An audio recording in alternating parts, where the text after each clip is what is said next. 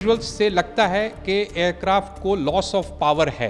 जो चीज़ मुझे नहीं समझ में आ रही है कि उनका लैंडिंग गियर क्यों डाउन था और क्या फ्लैप्स के पोजीशन वही थे जिस पे कि परफॉर्मेंस कैलकुलेट किया गया था। विजिबली जो नज़र आ रहा है, पायलट इन कमांड जो कंट्रोल पे थे वो एयरक्राफ्ट के नोज को पिच कर रहा है ऊपर की तरफ to control the flight from descending और कंटिन्यू क्लाइंबिंग। ये दोनों ही चीज़ नहीं हो पा रहा था। इसकी वजह तो ये है कि सफिशिएंट पावर नहीं था। बहुत ही दर्दनाक हादसा, और उसमें क्या हुआ होगा ये तो flight data recorder, cockpit voice recorder, ACARS के डेटा से पता चलेगा। लेकिन जो विजुअल्स आ रहे हैं उससे एक चीज़ साफ नज़र आता है कि एयरक्राफ्ट जो है वो फ्लाई कर रहा था और फ्लाई करते हुए ग्राउंड पे गया है। दैट मीन्स के एयर में कोई एक्सप्लोजन नहीं हुआ था। सबसे पहले तो ये। दूसरी चीज़ जो बहुत क्लियर है वो ये कि वेदर ऐसा हार्श वेदर नहीं था जो कि कंट्रीब्यूटरी फैक्टर हो सकता है। तीसरी चीज़ कि इस पूरे विजुअल्स से लगता है कि एयरक्राफ्ट को लॉस ऑफ पावर है। वो लॉस ऑफ पावर एक इंजन में है या दोनों इंजन में है, ये कहना बहुत डिफ़िकल्ट होगा, लेकिन जो भी पावर था that was not sufficient to keep the aircraft flying. उसको तो ये जो लॉस ऑफ पावर है, अगर हम इसको दो भाग में डिवाइड करें तो एक तो है टेक्निकल के इंजन के मैल फंक्शन। बहुत रेयर है कि दोनों इंजन का लॉस ऑफ पावर साइमल्टेनियसली हो। दूसरा है जैसा कि वो हडसन रिवर वाले में हुआ था, loss of power on both engines हुआ था, but that was due to bird strike के वजह से हुआ था। दोनों इंजन लॉस हो गए थे। ये इंजन एयरबस 320 से बहुत बड़ा है और बर्ड हिट से भी दोनों इंजन का स्ट्रेट अवे एक साथ ख़त्म होना in 1 minute duration is very rare. So it's very difficult to say कि टेक्निकल फॉल्ट ऐसा क्या हो सकता है जो कि दोनों इंजन के पावर को लॉस करेगा। क्या इतने बड़े बर्ड एक्टिविटी वहाँ पर थे? वैसे अहमदाबाद एयरपोर्ट में बर्ड्स बहुत हैं, लेकिन क्या वो इतने ज़्यादा थे कि एयरबस बोइंग 787 जैसे जहाज़ के दोनों इंजन को एक साथ ख़त्म कर सकता है? Quite unlikely, but that is one of the possibility. अभी खबर ये है कि पायलट ने मेडे कॉल दिया था। इसका मतलब ये है कि जो भी फेलियर था वो पायलट के कॉकपिट में दिखा था। अगर वो दिखा था दैट मीन्स कि वो टेक्निकली उसमें वो फॉल्ट नज़र आया और उसको ये लोग कॉम्बैट करते हुए एयरबॉर्न हुए। जो चीज़ मुझे नहीं समझ में आ रही है कि उनका लैंडिंग गियर क्यों डाउन था और क्या फ्लैप्स के पोजीशन वही थे जिस पे कि परफॉर्मेंस कैलकुलेट किया गया था। फ्लैप्स एक विंग्स के पीछे में एक डिवाइस होता है जो कि लिफ्ट को बढ़ाता है। तो जब एयरक्राफ्ट टेक ऑफ करता है तो उसका फ्लैप्स टेक ऑफ पे होता है, लैंडिंग गियर डाउन होता है। जैसे ही एयरबॉर्न होता है तो लैंडिंग गियर को अप किया जाता है। वो 30 से 50 फीट के ऊपर में लैंडिंग गियर को अप करने की कार्यवाही 50 फीट से ऊपर से शुरू हो जाती है। और इस केस में लैंडिंग गियर डाउन है। पॉसिबिलिटी के एयरक्राफ्ट का engine power loss was detected before hand. अब टेक्निकल फॉल्ट के साथ अगर कोई मिक्सअप ऑफ पायलट एक्शन हुआ है कॉकपिट में तो वो CVR और FDR ही बताएगा। लेकिन विजिबली जो नज़र आ रहा है, पायलट इन कमांड जो कंट्रोल पे थे वो एयरक्राफ्ट के नोज को पिच कर रहा है ऊपर की तरफ to control the flight from descending और कंटिन्यू क्लाइंबिंग। ये दोनों ही चीज़ नहीं हो पा रहा था। इसकी वजह तो ये है कि सफिशिएंट पावर नहीं था या उस फ्लाइट कन्फिग्रेशन के लिए सफिशिएंट एयर स्पीड नहीं था। एयर स्पीड का मतलब कि अगर जहाज़ अगर बहुत स्लो है और फ्लैप्स अगर अप है तो अगेन एयरक्राफ्ट फ्लाई नहीं कर पाएगा। और दूसरा ये है कि सभी चीज़ सही है और पावर नहीं है, अगेन एयरक्राफ्ट फ्लाई नहीं कर पाएगा। तो इन सारे चीज़ इतने वेरिएबल्स हैं कि किसी भी तरह का स्पेकुलेशन विल बी वो अनजस्ट होगा for the pilots on board.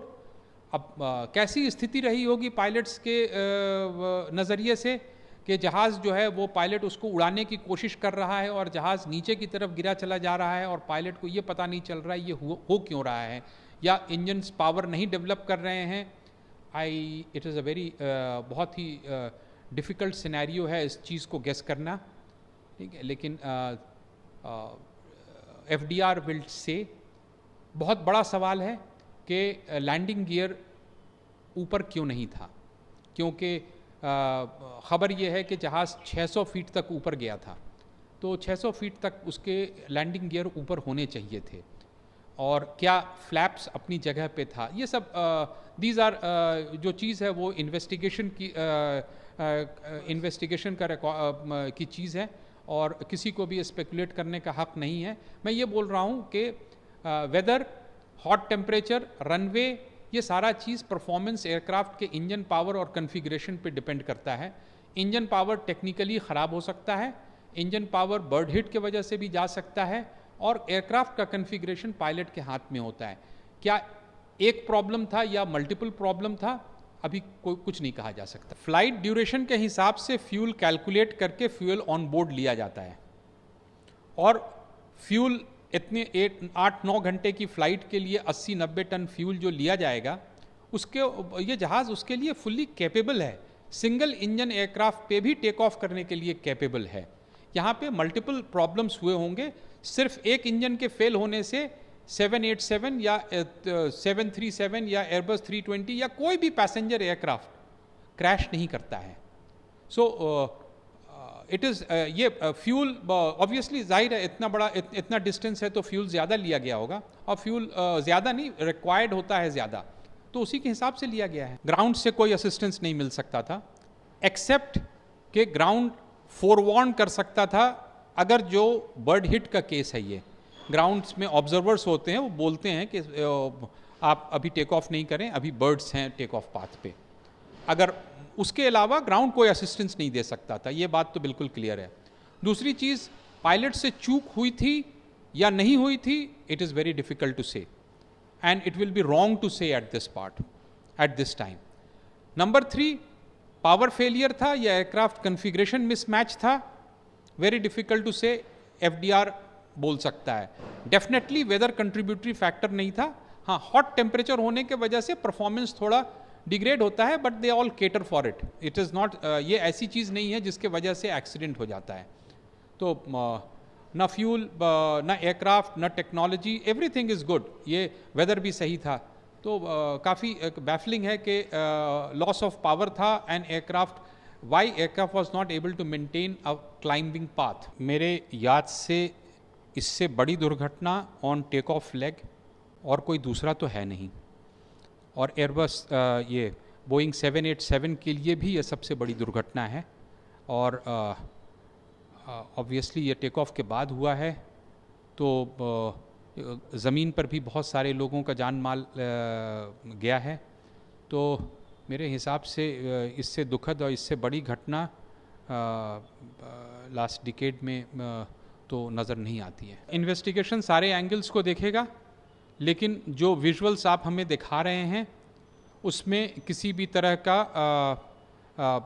इस तरह का बैटरी एक्सप्लोजन वगैरह कोई चीज़ नज़र नहीं आता है, और उससे एयरक्राफ्ट के पावर लॉस से कोई सरोकार नहीं है।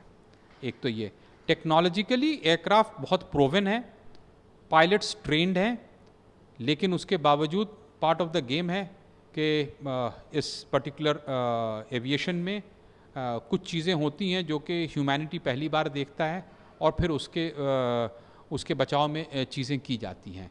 लेकिन यहाँ पे ये है कि पायलट ने मेडे कॉल दिया था पहले, और उसके बाद फ्लाइट जो है कंटिन्यू टू डिटोरिएट। क्या मेडे कॉल करने के बाद there have been few more mistakes, because it is likelihood when as a pilot seated in the cockpit आप देख रहे हैं कि एयरक्राफ्ट जो है वो फ्लाइबल नहीं है, तो क्या आप वही एक्शन करते हैं जो कि उस वक्त करना चाहिए या नहीं करना चाहिए? Subject of investigation, and it is very difficult to comment कि क्या सही है और क्या गलत उस वक्त हुआ था, अनलेस आपके पास DFDR, CVR, आकार्स के रिपोर्ट नहीं आएंगे। Subscribe to One India and never miss an update. Download the One India app now.